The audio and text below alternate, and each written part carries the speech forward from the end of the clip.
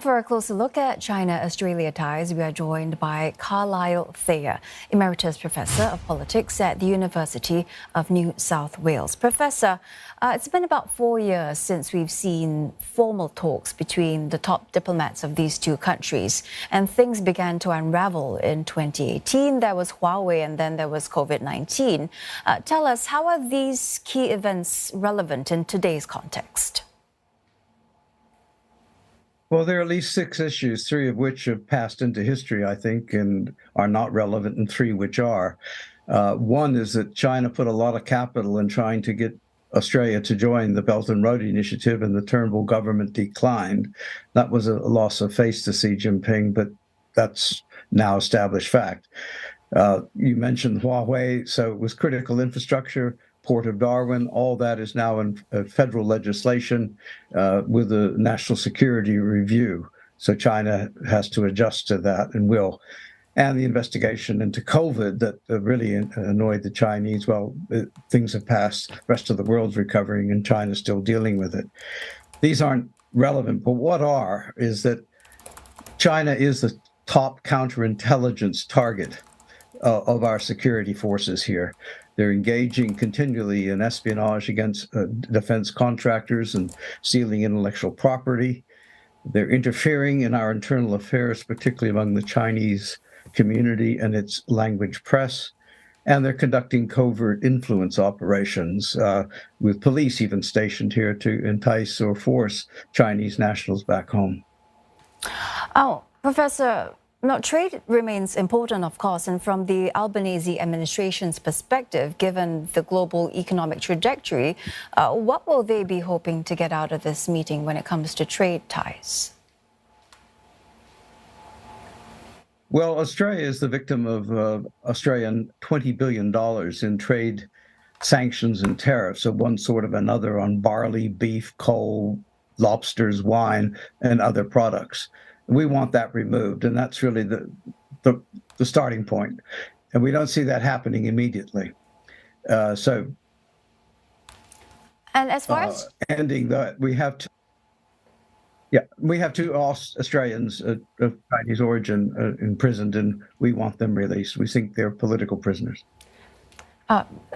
And Professor, as far as China is concerned, as long as Canberra continues to treat Beijing as a security challenge, as you mentioned, and aligns with Washington and Tokyo in that regard, it's hard to see how they are going to resolve their strategic mistrust. So what could possibly move the needle on this? Well, one is just to restore the dialogue. We are comprehensive strategic partners. We have a free trade agreement. China, by its own actions from 2018, as you mentioned, onwards, has cut off all these avenues. It's China that's making, the current new Albanese government has toned down the rhetoric. So that's improved the atmosphere for relations. And it's China that's ended the wolf warrior diplomacy and is now playing up the benefits in a recent government report of why, under the Regional Economic Comprehensive Partnership, RCEP, Australian goods are attractive in the local market and Chinese should buy. That's a change in tone. So it's looking in the long term. It's just seeing this step by step, not caving in, and our Prime Minister has just said it. Cooperate where we can, disagree where we must, and our national interest will guide us. And Professor, given the current climate of tension, of course, between the West and China, how do you think Australia's allies will perceive this visit? They'll endorse it completely, even the Biden administration. And both sides, the Prime Minister here and President Biden there, say, right, we'll cooperate where we can. There are issues. Still dealing with COVID globally and other pandemics, climate change, denuclearization on the Korean Peninsula, putting pressure on Russia to end the war in Ukraine where China has some influence. These are areas, any dialogue with China is seen as a sine qua non for moving forward to try to influence, and the fact that Australia can now join the party and attempt to add that influence person to person in these bilateral dialogues, and the foreign and security dialogue is being held between our foreign minister and Wang Yi, her counterpart. So the allies across the board, in my opinion, will applaud this. That's because dialogue is essential, not isolating China, and to see where it goes.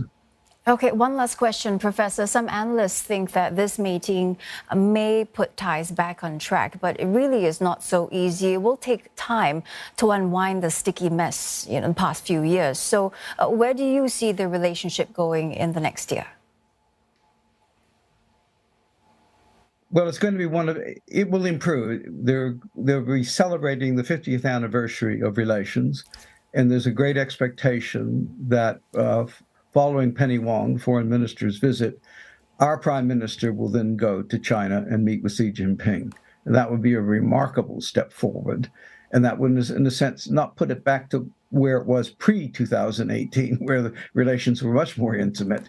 But China is now trying to move on from COVID to economic growth. And it wants Australian iron ore and other products. So there's common ground in there for just advancing forward rather than holding in a negative position. So no great expectations, but taking a long-term view, but using this window of opportunity, tone down the rhetoric and some of the friction, not all of it. The larger strategic competition is still in play. Professor, great insights. So a pleasure speaking with you. That was Carlisle Thayer, Emeritus Professor of Politics at the University of New South Wales in Canberra.